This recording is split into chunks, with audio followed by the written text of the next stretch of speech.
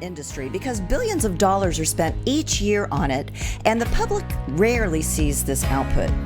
Just how does the business-to-business trade show industry work, and who's behind it all? Companies doing business with other companies rely on face-to-face marketing and selling that trade shows offer. In the most recent year, over $13.2 billion were spent on trade shows in the U.S. with projections of 2% growth per quarter. A big part of trade shows are the exhibits and displays that companies rely upon. Our guest today has spent her career building and managing relationships and exhibits around the world. Let's talk with Elizabeth Smalley about what it takes to be successful and have staying power in the trade show industry.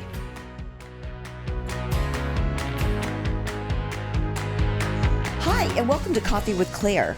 As you regular viewers and listeners know, we're always meeting and talking with business leaders, entrepreneurs, and those who give back and have fun.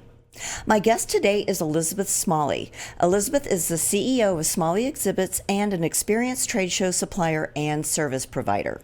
From building exhibits to handling displays all the way to show floor and back, she knows what it takes to make a company's brand shine and increase their sales through lasting relationships. Please join me in welcoming Elizabeth Smalley. Welcome, Beth. Thank you so much for having me. I am so glad to have you here. I tell you what, I love the trade show industry. I've worked them many years, and I always find the most interesting people there. And here we have the most interesting person in the industry right here in the same room. Woo-woo! Well, thank you for saying that. Oh, you're welcome. So before we went on camera, you told me that you are blessed to have the opportunity to live all three of your passions. So tell us a little bit about those passions. Well, my first passion is my faith in God. God leads me and guides me through each and every day, because we all know those days can be a little bit tough sometimes. Absolutely. My second passion is my family, both at work and at home. Mm-hmm. And my third passion is the company my husband and I have built almost 17 years ago from the ground up. Wow. And so you and your husband just got together and said, hey, let's put up a trade show display. Hey, let's make it a business. How did that happen? No. He worked for a couple major companies along the way and just got tired of doing the corporate thing. And so we decided to get together and put both of our knowledge into play and create our own company. So were you in the industry before you guys built this company together? Absolutely. Okay. I started back on the show floor in Chicago. Oh, okay. At McCormick Place. Oh, wow. A really small venue. That place is huge. So did you work for another display company and then I moved into did. this? Well, Okay. it was a funny story. My father, one of his friends, he worked for a major installation dismantle company, and he needed someone to run the show floor desk. So he asked me to come in and see if I can handle things. Well, I started out really small, just handing out small tools, nuts and bolts, taking care of time cards, small things like that. Well, eventually, as time went on, I became, more and more with the clients, interaction, making sure they had all their last minute needs. The saying on the show floor was, they came up and say, can we get this? Can we get that? And I'd say, anything, time and money, it's all it takes. That's all. And then eventually I left as a floor supervisor.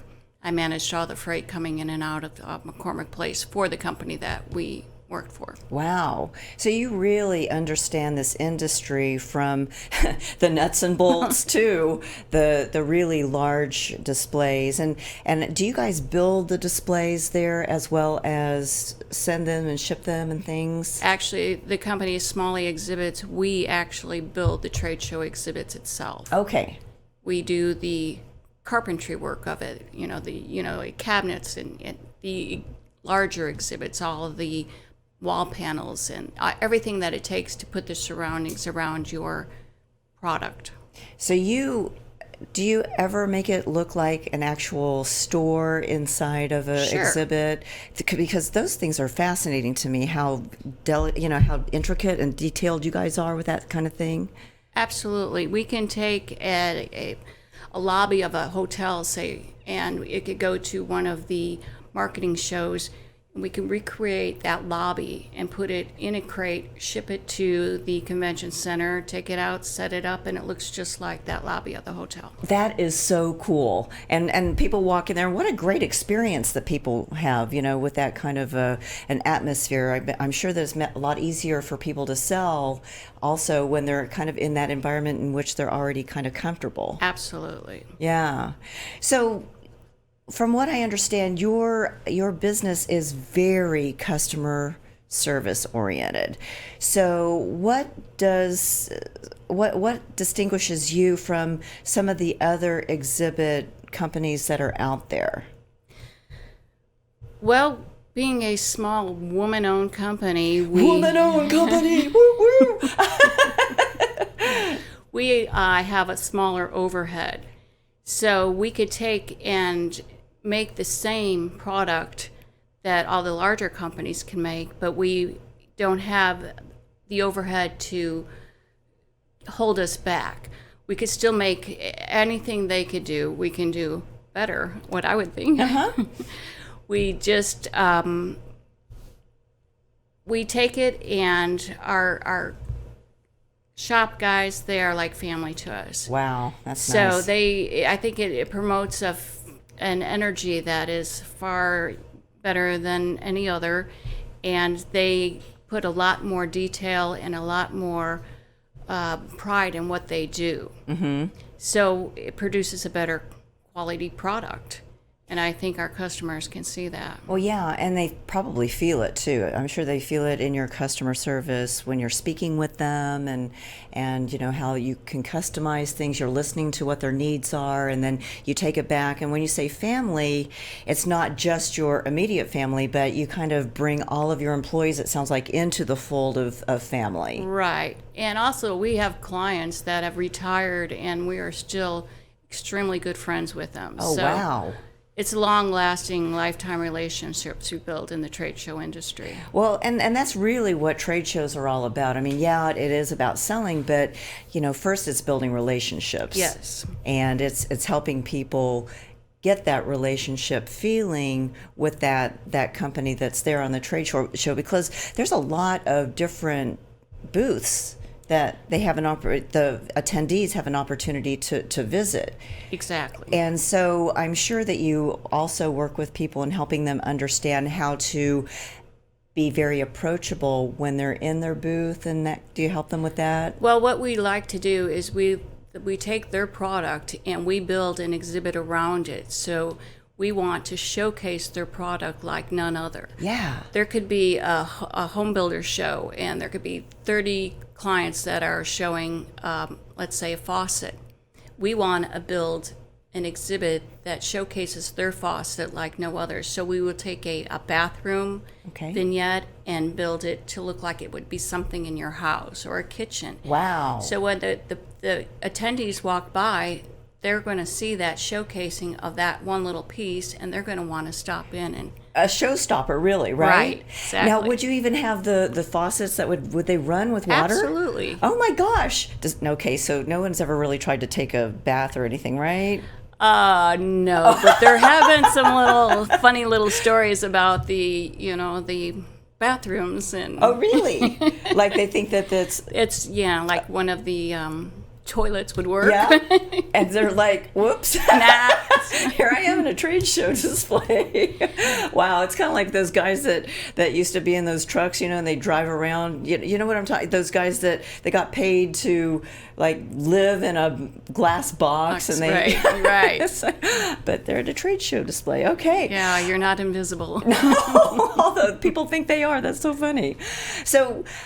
This is a business that you guys have owned for a long time. You've been in even longer. So what kinds of changes have you seen in the industry from when you started versus where you are right now? Well, technology, first of all. And there's a lot more women in the industry now that have made, long-lasting careers. But technology, you go from just having like spotlights into, all your LED lighting and the monitors on the walls that show their product as well, So I would say that the technology, but all the other basics are still there. You still use the same lumber, you still use the same nuts and bolts, the same, saws and everything. It's still building it is still the same. You can only change that so much, but the technology showcasing it maybe. Yeah. And then how long does it take for you guys to build? We'll keep the water example that we're talking about. How many man hours is it, or women hours, or people hours does it take to build something? And I'm sure it takes a while to get the concept together to where you're very clear in understanding what the client's wanting, and then from there physically building it. So concept to completion, what's the average? Like cradle to grave. Yeah. Well, however you guys put it. Well, most of the time it's supposed to be like 18-month project, but oh wow. Like I said, with technology now, you can build an exhibit starting with the design of it and getting it to the show floor within 6 months. Versus 18? Yeah. Wow, yeah. That's really a shortened timeline. Mm-hmm. It's still long. I mean, it's still a long process. It's not like it's long like they have to wait forever, but it's just thoughtfulness getting. And probably the longest part of it is the design and getting it to where everything is tweaked perfectly before you put it into production. And then does your team put it together on the floor as well, or do they hire somebody to do that once they're there? We have carpenters that travel with it, but mainly in supervision on the show floor. But we have other companies that we've worked with for years around the country that we trust to do our installation and dismantles. Okay. They're basically two different companies. You have exhibit houses, and then you have installation and dismantle companies. And so between the two of those, the exhibits get put up exactly to your specifications. Correct. Awesome. Because, I can't imagine, you're only, a few people, and you can't be everywhere all at the same time. Right. And as busy as you are, you're probably spread all over the country. And when is the biggest time for trade shows? Is there a season for that, or? There are 2 seasons, actually. Okay. The first quarter is usually extremely busy. Okay. And then it winds down into the spring. The summers are usually slower because it's so hot, and yeah. They don't book a lot of trade shows in the summer, and then it starts picking up again in the fall. And I'm sure people, are with their families with vacations, and kids are out of school. Right. So yeah, they all want to kind of focus on that, and then they get back to business. Back to business. So speaking of business, you mentioned that you're a woman-owned company. So how do you find being a woman leader in this type of what I would imagine is somewhat of a male-dominant, or used to be a male-dominant type industry? How has that worked for you? Well, for me, it works quite well because when I started, it was all men. So I'm used to being around, the guys and the nitty-gritty and the dust. But over the years, a lot more women have been coming into the industry and at a more professional level and making extremely great careers out of it. Well, and women have a different way of leading than men. And so I'm sure when you were first starting, you were educating men on this is a little different way that we can do business and still be very successful. Correct. But maybe just look at things a little differently. That is correct. We have a way of calming things down because the trade show exhibit industry can be extremely stressful. So I think the woman brings a little bit of calmness to it. Yeah. Just like a mom settling down her kids. Okay, kids, now let's settle down. Let's everybody get to work. play nice. Yeah, play nice together. Don't hit each other with the tools. No.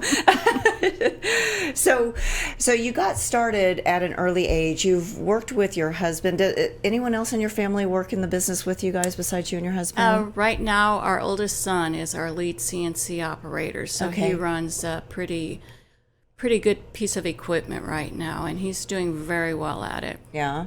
And are you guys expanding? Are you guys seeing a lot of growth in your business here? Well, the Dallas-Fort Worth area, we don't do that many trade shows here. Particularly, we do more across the country.